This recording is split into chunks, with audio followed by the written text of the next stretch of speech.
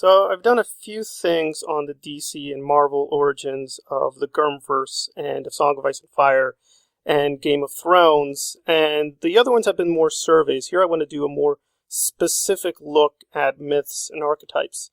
And I'm going to really concentrate on two characters, but I'm going to talk mainly about one. So I'm going to look at Arya and the Hound in the novels as well as the TV show, and how they're sort of based on these larger myths within the comic book universes, and how and why they reflect sort of ideal or distortion of the knight myth that we find in both Batman proper in DC Comics, but more largely the superhero myths, and of course how George is reflecting on that. I think Arya is probably the more easy type by now, if you're even remotely familiar with the character in the way it's grown in the novels and the show. It's very clearly marked with kind of Batman influences, especially Batwoman or Catwoman or Batgirl, in the way she's very athletic. She's very a hand-to-hand fighter. She even suffers very clearly like Batgirl. Batgirl suffers a disability, the loss of legs, and of course Arya suffers blindness, partly through her training. That's also sort of mixed in with Daredevil in the Marvel universe, where Daredevil's blind, but he's a very good martial artist. And Arya, I think, is just fine, but it's a very kind of crude importation of the Batman verse into George's work. But the Hound is much, much more fascinating. In terms of mythologies, I think the most obvious one, besides Batman himself, right, the Dark Knight. So the knight ideal is right there, and very explicit, is the way the Hound is clearly influenced by Two-Face, which is more of this antagonist figure in the Batman universe. But Two-Face is very different from the Hound. Two-Face has a very kind of tragic backstory in terms of how he was created, but also he is dedicated to an ethic, however questionable, with chance or the coin or this idea of randomness and chaos. But the Hound doesn't really have that to fall back on. Of course, yes, he is sort of scarred by his brother. It's sort of imposed on him. But he picks the name The Hound, which kind of reverberates with some Spider-Man villains or Batman villains who call themselves, animals, like Killer Croc or the Penguin or Man-Bat or whatever. But, they are very different in each case. I mean, the Penguin is really not a mutated creature, except in some stories. The canonical version is he sort of has a few deformities, but he's not really an animal.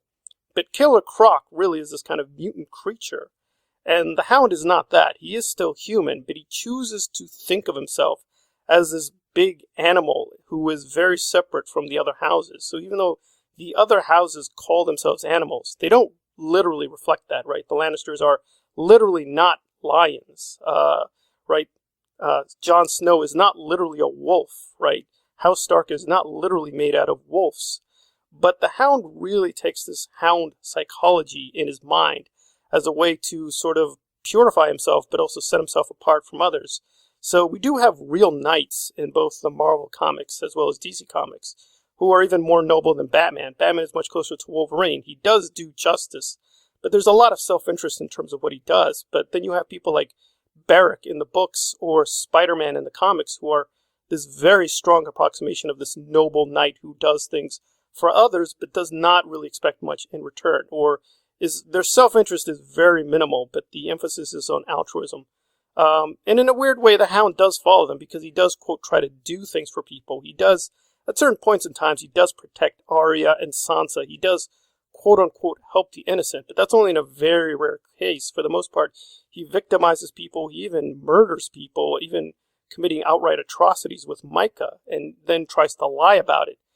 But he does try to maintain a sense of integrity that is closer to the Batman-Wolverine ideal. So he's not like Cersei or Joffrey or the Mountain. He's not purely evil. He doesn't just care about power, right? He does care about maintaining a kind of ethic, but it's not the ethic of the knight. And I think many people have misread that George is directly attacking or deconstructing the ideal of the knight.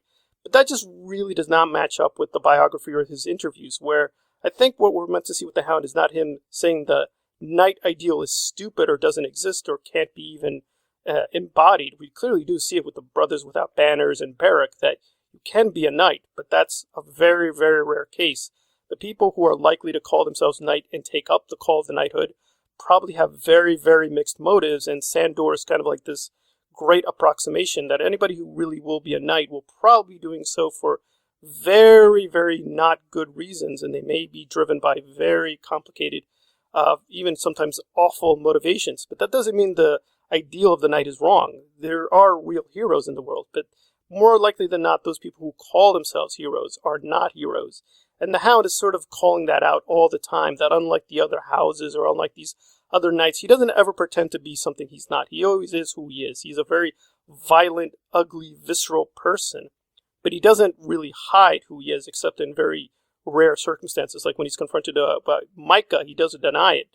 But he sort of has to do it to save himself. But otherwise, he is sort of very brusque and very honest about where he stands with others. He doesn't care about anybody but himself, but he doesn't really try to seek out to hurt people. He's sort of just a survivor and a fighter, and that's how he sees himself. Now, I think the way his story ended in the television show was pretty disappointing, that he sort of just tried to redeem himself in his actions at the very end of the day by helping the Brothers Without Banners, by helping John and everyone, and something like that. That never really sat comfortably with me. I know he's a big fan favorite, but I hope George has something more complicated.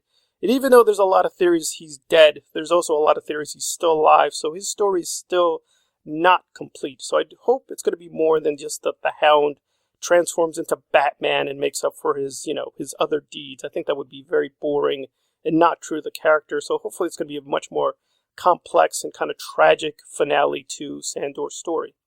But again, in terms of the roots of what we're finding, it's this mythology of Two-Face and DC and Marvel Comics that he's really tapping into, but just twisting the archetype. He's not really Spider-Man, he's not really Wolverine, he's not really Batman.